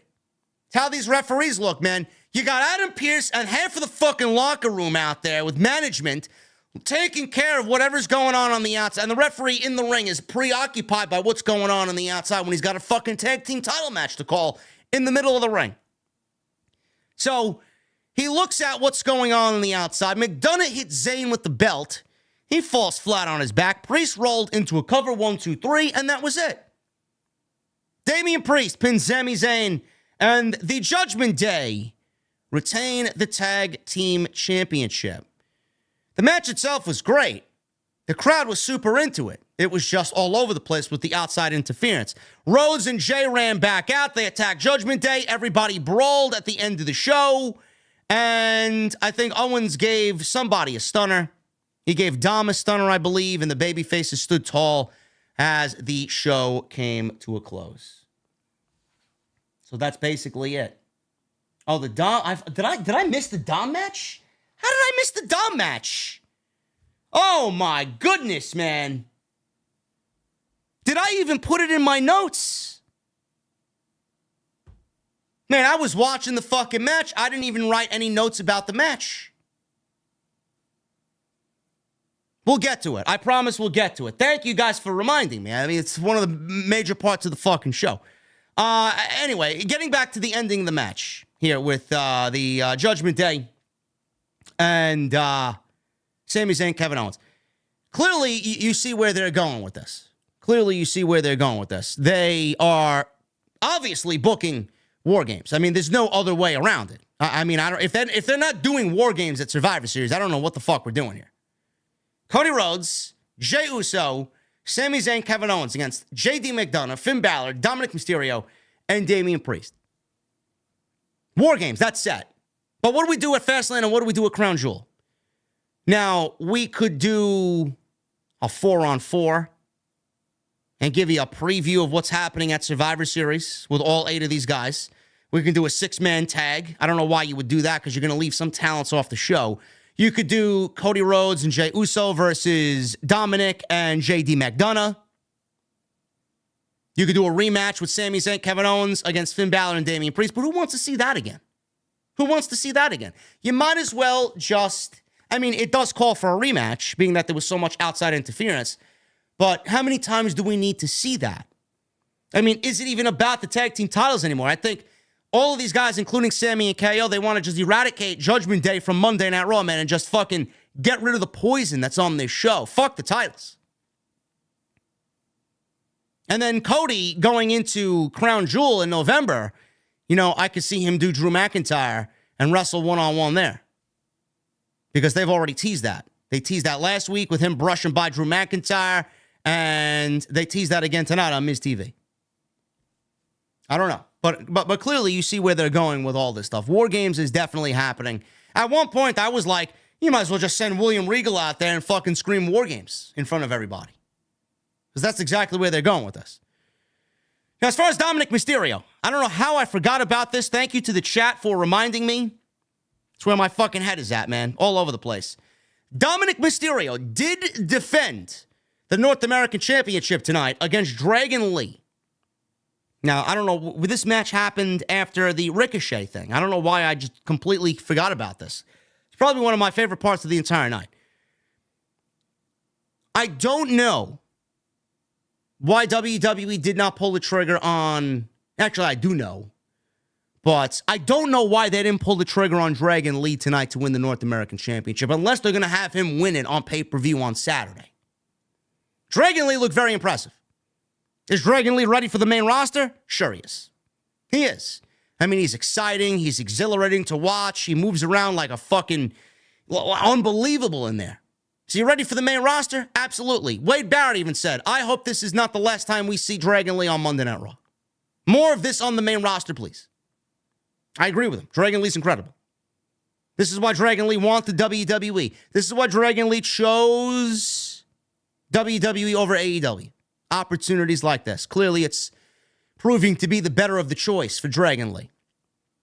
I thought he did great in there. You know, the match wasn't perfect. There was a botch here and a botch there. Nothing overly critical of the match. It didn't bog the match down, but it wasn't the smoothest Dragon Lee performance. Dominik Mysterio, you know, I've been on record saying I'm not a big fan of Dominik Mysterio as far as what he does in the ring.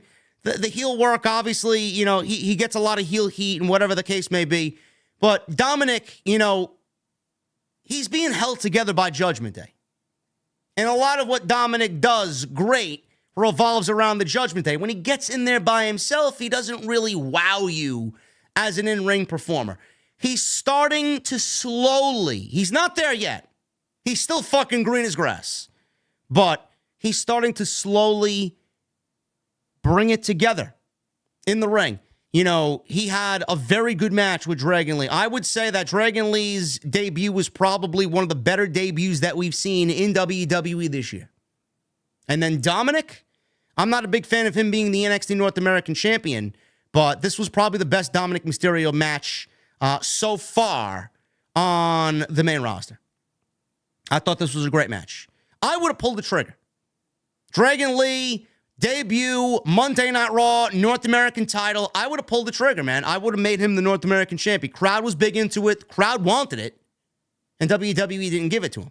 Now, on the flip side, Dominic won the match clean. Which, Dominic doesn't win matches clean. He's always got Rhea Ripley there or somebody there to aid him in victory. He won clean. So it does give some credibility to Dominic defending that North American Championship. Dragon Lee hit a big flip dive early on Dom. And Dom responded later by giving him a DDT on the apron. So we go to commercial break. During the break, Dom tied Dragon Lee's mask to the bottom rope because he's got the strings hanging from the mask, stomped away at him. Dom went to the top after a commercial break, but Dragon Lee got his knees up on a big frog splash. Dragon Lee came back with some strikes, a running drop kick in the corner. He then hit a German suplex, and Dom followed up with a Michinoku driver for a 2 count. Dragon Lee ducked the 619 and hit a knee strike for a 2 count. Dominic's on the apron now. Dragon Lee used a running hurricanrana to drop him on the floor, which looked great. Dragon Lee followed with a big sit-out powerbomb for a near fall. Crowd was big into it. They were big into Dragon Lee, and he got a "This is awesome" chant. Dragon Lee hit a double foot stomp. Dominic was stuck in a tree of woe. He hit a double foot stomp. Dominic crotched him over the top rope and hit a frog splash for the 1, 2, 3. Dominic is not the smoothest guy in the ring, and neither was Dragon Lee tonight, but this was a fun match, and the crowd really made the match more than it was on TV. But this was a very impressive showing for Dragon Lee. I would have put the title on him because, you know, that's an NXT title, and he is a great representative for the North American Championship. But why didn't WWE put the North American Championship on Dragon Lee? Because they are going to ride the Judgment Day bus until the fucking wheels come off. They want Judgment Day on Monday, they want Judgment Day on Tuesday, and they want Judgment Day on Friday. That's what they're doing. SmackDown is going to NBCU. They're going to USA Network for $1.4 billion. That's the rumor. Right now, Monday Night Raw and NXT, they're in, negotiation rights with whomever. There's a ton of suitors, a ton of bidders for Monday Night Raw. They want NXT to be as stacked as possible. So that's why Becky Lynch is the NXT Women's Champion. That's why Dominic is the North American Champion. So they're using this as a vehicle to sell networks. Hey, look, we got NXT. This is what we got going on NXT. Ratings are up. Ratings are up because there's main roster talent on NXT. It has nothing to do with on NXT, who's on NXT. The NXT talent. But as far as this match, the reason why they didn't make Dragon Lee the North American Champion is because of TV rights negotiations. Otherwise, I would have pulled the trigger. Maybe we get the rematch on Saturday. Maybe he wins it there. But I don't know why he would get a rematch when he lost clean. And it's very weird that they fired Mustafa Ali 1 week before his title match against Dom, and now Dom doesn't have a title match on Saturday night. Maybe they run it back. But you got to ask why when he lost clean tonight. Thank you guys very much for all of your support on the podcast. I apologize for missing that, man. We should have talked about that earlier, but I appreciate you guys bringing that up, because otherwise I would have fucking ran right through to the Super Chats, and I would have forgot that we even had that match tonight without you guys. Appreciate you very much for hanging out with me on this Monday night for the Monday Night Raw review. Hit that thumbs up, guys. We got 750 likes, man. We need 250 likes for 1,000. Can we get 1,000 likes tonight on the live stream? Hit that thumbs up if you have not done so, man. Follow me on social media. At JDfromNY206. Twitter, Instagram, TikTok, Cameo. Go check out all the other content on the channel. Plenty of it. There'll be plenty of it this week as well.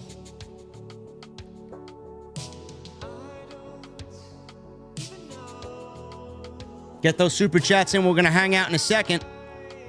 Right after a quick word here about my sponsor for tonight's show, Manscaped. Ladies and gentlemen, football season is back. And you know what that means, man. Touchdown dances, Sunday tailgates, and fantasy showdowns. But fellas, let's realize what the real MVP is this season, and that is Manscaped with their new Beard Hedger Pro Kit.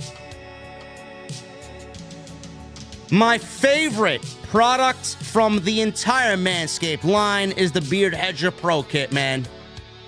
Elevate your grooming game with this unbelievable product. Join the 9 million men, including myself, who trust Manscaped. 9 million men, man. That's a lot of people. That's 109 MetLife stadiums. Manscaped.com, code SCRIPT20 at checkout for 20% off and free shipping. The Beard Hedger Pro Kit, man. What do we get? Well, we get the Beard Hedger Pro. Razor, I love it. 20 hair cutting lengths, all with one guard. So you got no more mess. No more messy drawers full of extra add-ons, man. It's all built in. I love it. It's the best razor I've ever used. Also, it's waterproof. You can shave in the shower. It's titanium coated with a T-blade, tough enough on hair, but smooth on your face. Single stroke efficiency and satisfaction. One stroke at a time. Also, they're going to give you some liquid formulations, man. You're going to get a beard shampoo, a beard conditioner, beard oil, beard balm, and a nice, and I mean nice, beard comb. Love it. 20% off, free shipping. Code SCRIPT20 at checkout. Make sure you guys go hit up Manscaped, man. They are a great friend and a great sponsor of the show. Your grass is not artificial. Keep it shaved with Manscaped.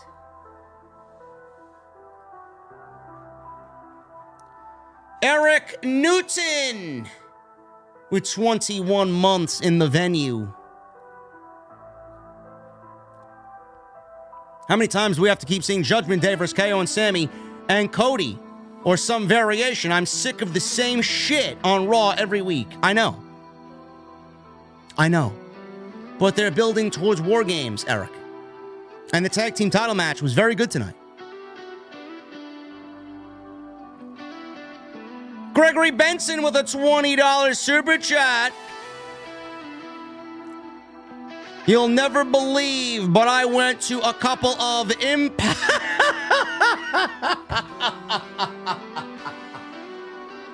Oh, man. Impact tapings this past weekend. How many people watched their 1,000th episode last week? 3, 4, 5, or 6?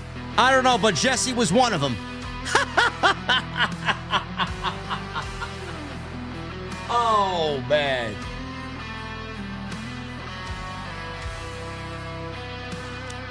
Also, Gregory Benson with a $9.99. In a serious note, let's continue to send our condolences to JoJo Offerman. Can't imagine the pain she's going through right now, being as though it's been officially 1 month since we lost Wyndham. That woman will never be right again, bro. What a terrible tragedy.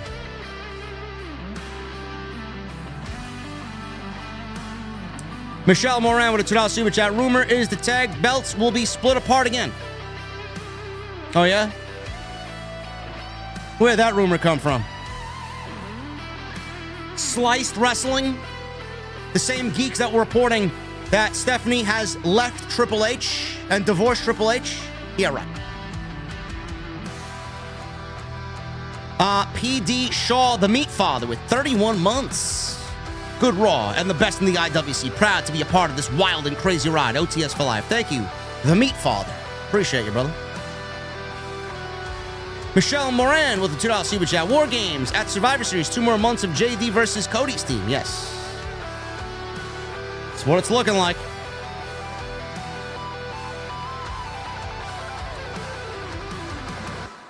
Said Suka with a $4.99.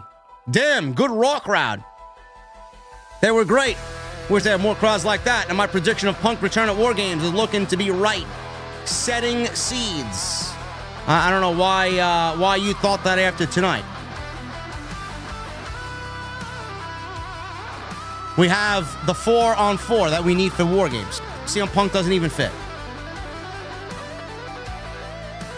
The Undertaker. 24-0 with a 24-month membership. Oh, I really dig that MJF guy. Kid's got a future. Rest in peace. Undertaker, thank you, brother. Beyond the Script with a $4.99. How's it going, JD? It's going good, man. Not a bad first hour, but as soon as I saw Nia Jax, I switched to NFL. OTS for life. I did not, unfortunately.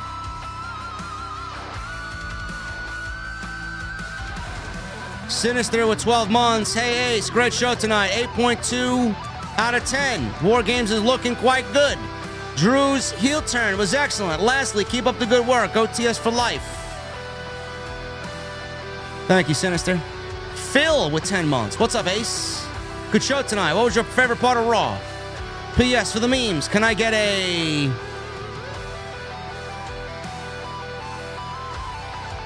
Cody, can I ask you a question, Cody?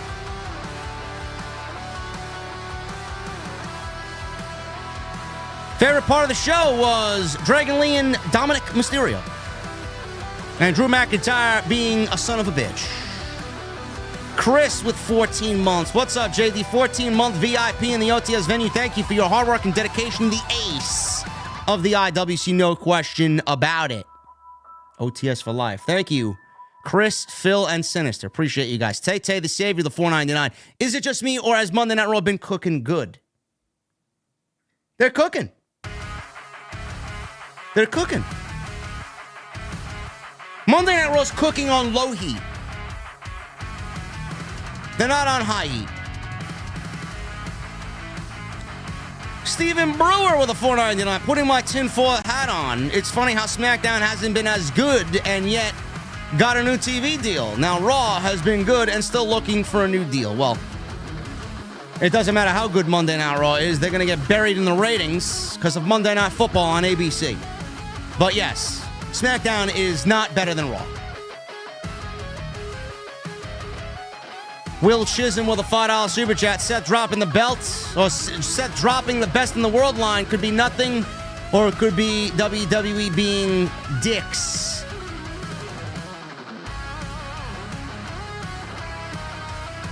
I'd be lying if I won't have my eyes on Survivor Series. I think it's just WWE playing on words, man. I don't think it really means much of anything. Matt Fugitive with a $10 super chat. Do you think there is a correlation with Endeavor owning WWE that's contributing to a better product overall? No. Did Ari tell Vince to sit down and let Triple H run the shows? No. Vince has more power than he did before. Vince can do whatever he wants now. If Vince wants to sit backstage, he can. New Bendy Comic Dubs with 13 months. Didn't like Raw. It's the same thing. The babyfaces versus Judgment Day and tag teams in singles matches to lose, but I respect your opinion, and in-ring was fire.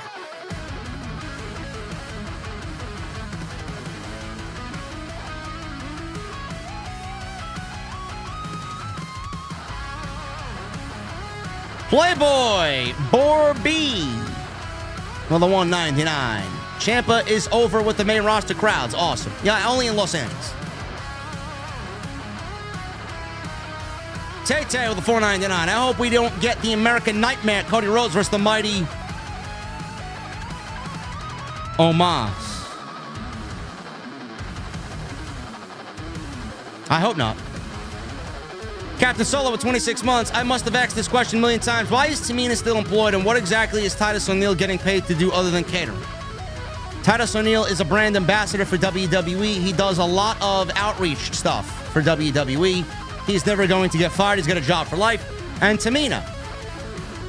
WWE would never fire Tamina. She is an Anoa'i, I believe. Come on now. Is Tamina an Anoa'i? I think she's Samoan. Whatever the case may be. She ain't going nowhere. I'm not doing the Omos voice. Listen, I'm not doing the Omos voice until Omos gets back on television. Just the way it is. Captain Solo. $5 super chat. Do you think Dolph Ziggler goes to AEW to team with his brother or become the next king of the indies? OTS for life. I think he goes to AEW. Joseph King with 20 months. What do you think of the overall presentation of Jay White and Bullet Club Gold? I see all guys as champions soon with the World and Trios titles. I think Bullet Club Gold is some of the best content on AEW television right now. I think they're great. Jay White's a fucking beast.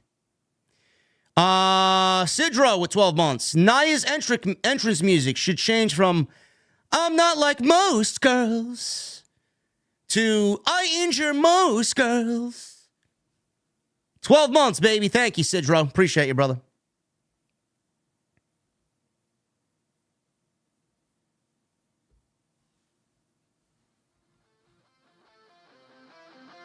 Nate the Spider Hunter with 14 months. Why am I the Spider Hunter? Because I own the most OP card in the Uno reverse. I own the most OP card, the Uno reverse card. I touch grass. Now I'm Macho, who fights giant Australian bugs. OTS for life. Whatever, man.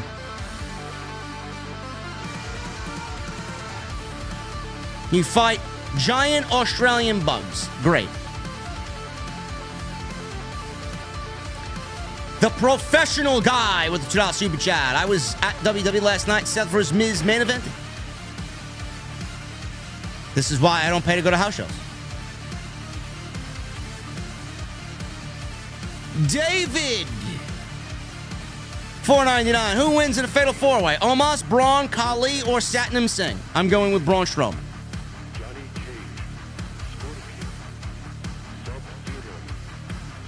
$4.99 by Kelly Thompson II. Rollins' song and fashion was much more subtle as a tweener. He's better off stomping everybody out, being selfish. He's booked boring and bland as a champion. Yes, he is.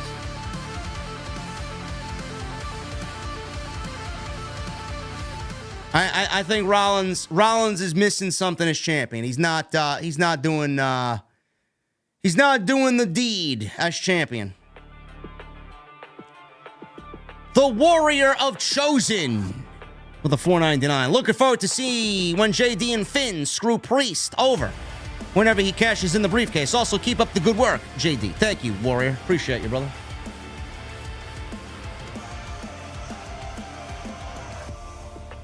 And Clone Force